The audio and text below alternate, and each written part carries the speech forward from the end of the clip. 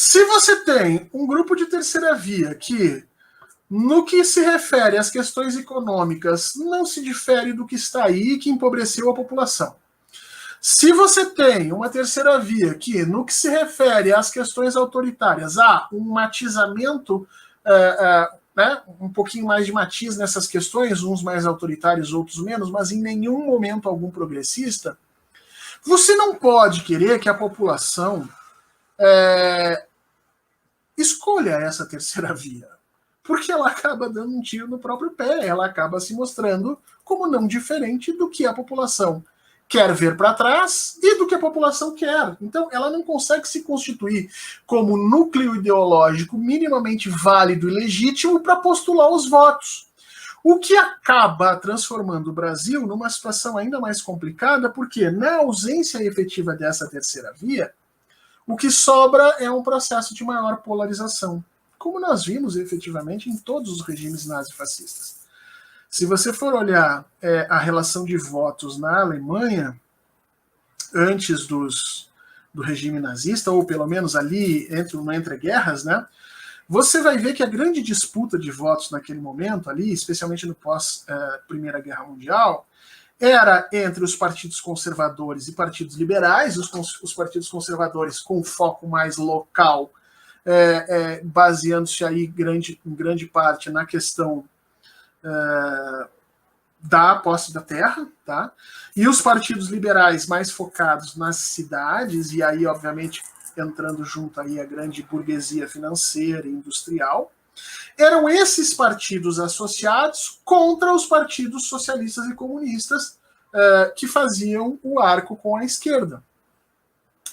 Vai aparecer, especialmente depois, na metade do período entre guerras ali, os cristãos, os partidos sociais cristãos, mas que, apesar de se chamar de socialismo cristão, apesar de ter essa pegada mais religiosa, conseguiram um pouco se diferenciar nesse momento dos grupos de direita. O que vai acontecer na Alemanha é que, tão logo a crise econômica começou a fazer a população se sentir tremendamente empobrecida e passar a real necessidade, os votos passaram a migrar dos partidos conservadores e liberais para os partidos de esquerda.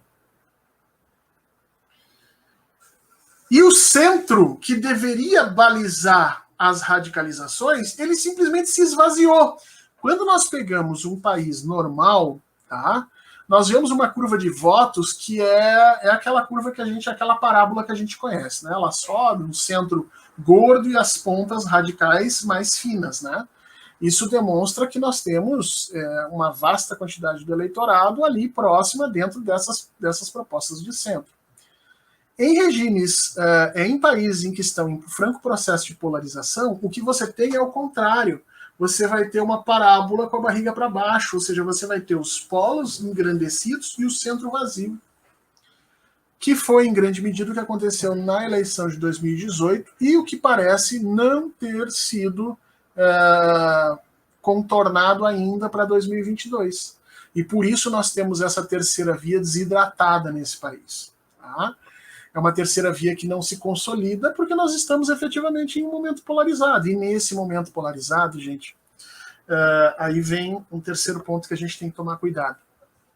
Nesse momento polarizado, os polos se repelem cada vez mais. Porque é condição política de legitimação das suas propostas se diferenciar do outro polo. Então, esse processo de diferenciação vai afastando esses indivíduos cada vez mais e deixando um vácuo no centro.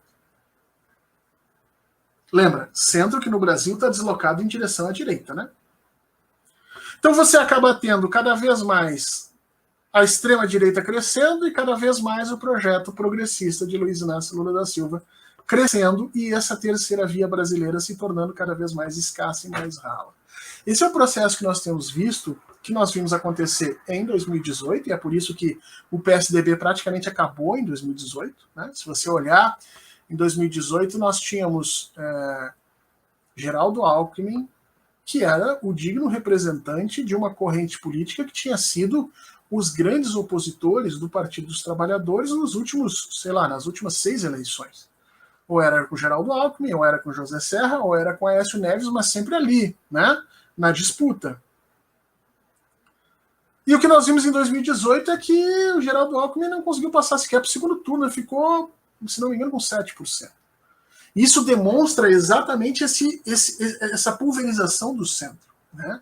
E esse sistema não se alterou. Não se alterou.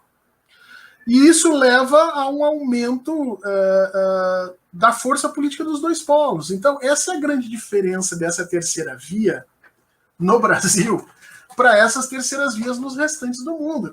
Eu comecei essa fala dizendo para vocês, as terceiras vias nos restantes do mundo costumam trazer as propostas políticas em direção ao centro e limitar as radicalizações, pela necessidade dos seus acordos, do acordo que tem que ser feito com as partes majoritárias para que essa terceira via se une e dê o ganho, né?